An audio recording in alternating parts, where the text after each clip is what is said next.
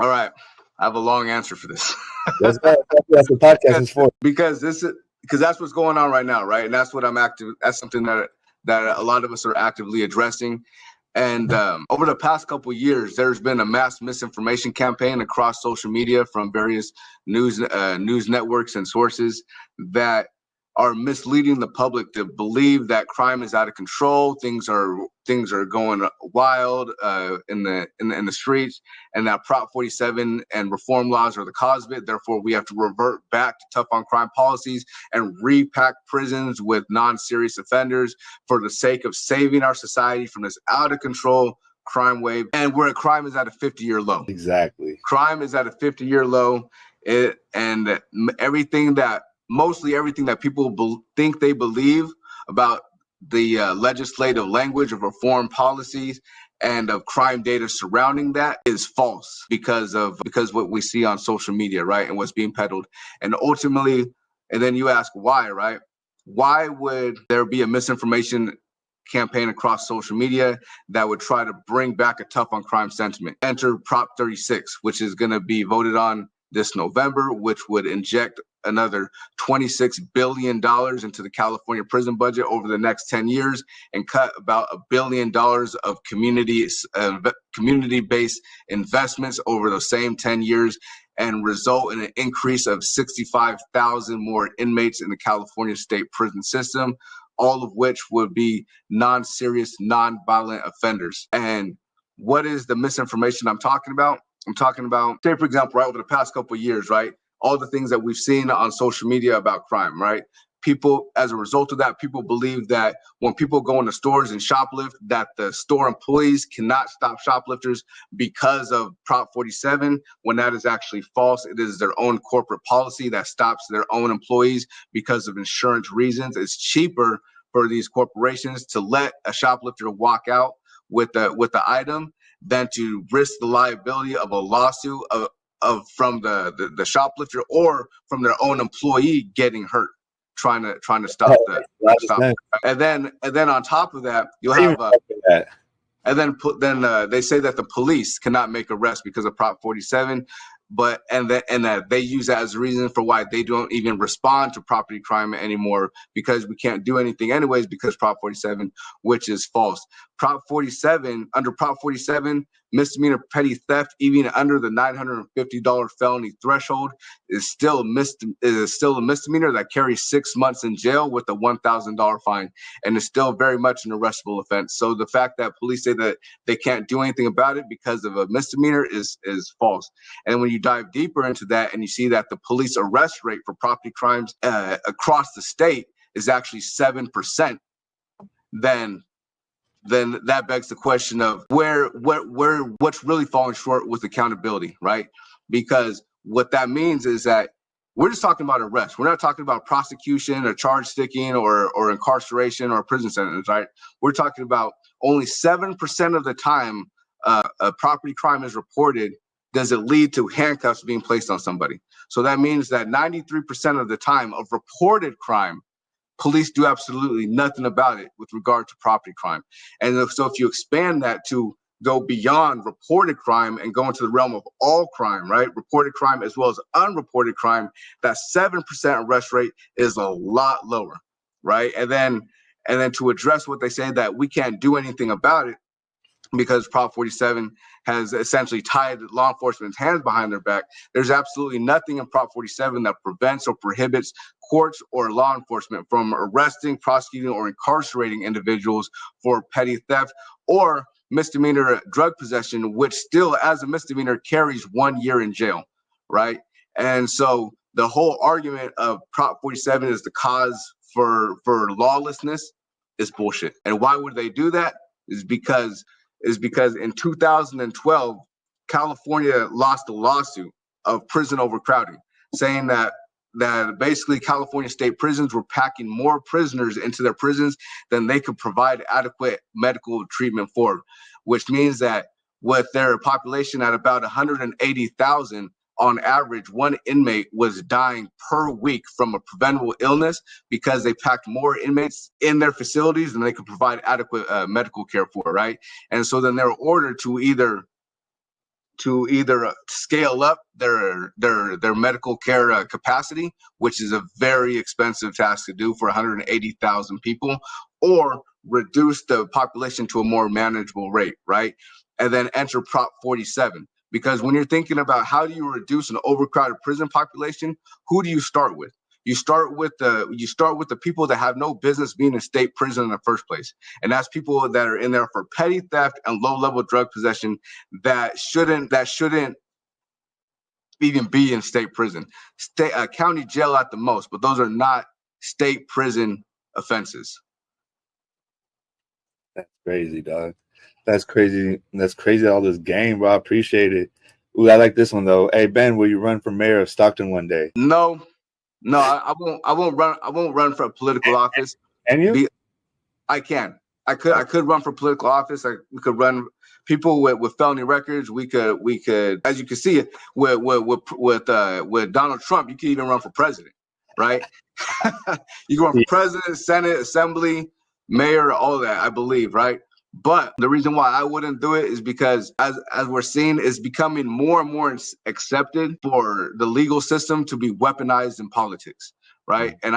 And first and foremost, I have to think about securing my family, right? And so I'm not going to put myself in a situation to where they're going to try to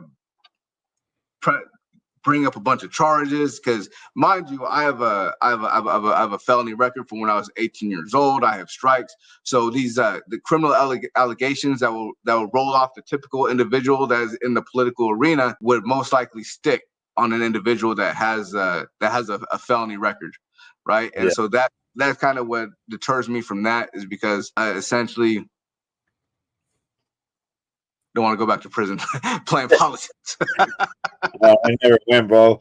I went to like juvenile hall and camp, and I just remember thinking, bro, like at a very young age, my boy, that and my homies didn't have fathers, and I had a father, right? I had a good family, so I had these like moments that I could get out of the situations I was in, really. But it was simple though, bro. I'm like, I was like, oh man, hell no, bro. These fools are way more madder than I am. I'm claustrophobic, and I love girls. I'm not gonna stay up in here, so.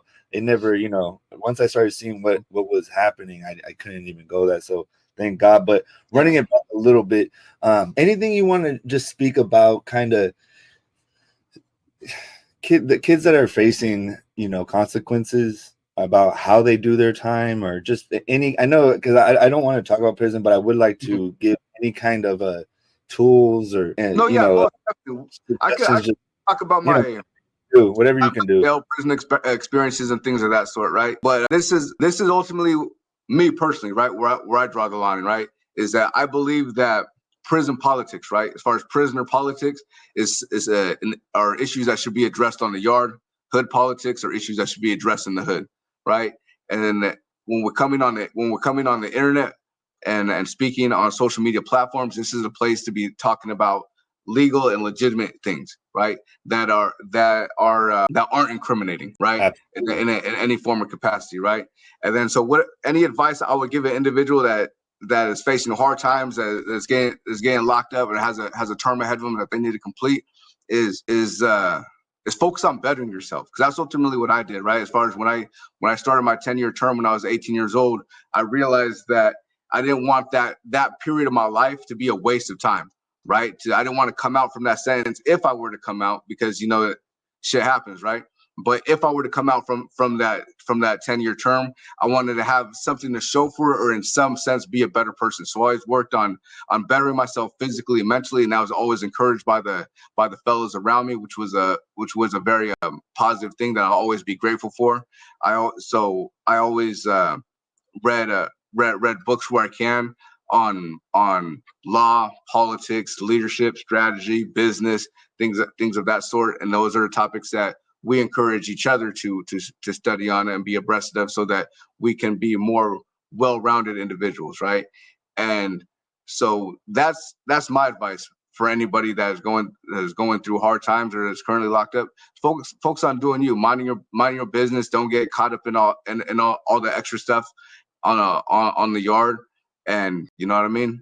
Do your time righteous, as solid as you can, and focus on bettering and educating yourself, so that when your time comes to come home and take you will be prepared to take full advantage of your second chance and hit the ground running. Absolutely, absolutely. Thank you. Yeah, I just always like to add a little value anywhere I can, because you never know. Like a lot of people are watching us and they're doing good, but there's some people that are down and out. And if there's anything, that we can help them with, the homeboy ALG Entertainment asks, what's the difference between AB law and prop law? Again, if you know. Yeah, when there's so those are two ways to pass laws in California, right? One way is to pass laws through the voters, right? As far as to have the voters vote on new laws like they are gonna like they're gonna do in November. And also there's laws that are being passed every year through the California state legislatures, right? Through the Assembly and through the Senate.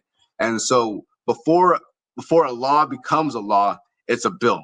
Right. And when that bill is introduced in the assembly, it's called AB. Let's say, for example, 102. Right. They'll assign a number to it. So if a bill is introduced into the assembly, it will be called AB 102. If that same bill were to coincidentally be introduced into the Senate, it would be called SB 102, Senate Bill 102. So AB, Assembly Bill or Senate Bill, just means which section of the House it was introduced in, right? And then proposition, that is that I believe that's more of a ballot measure that will be voted on. Absolutely, absolutely.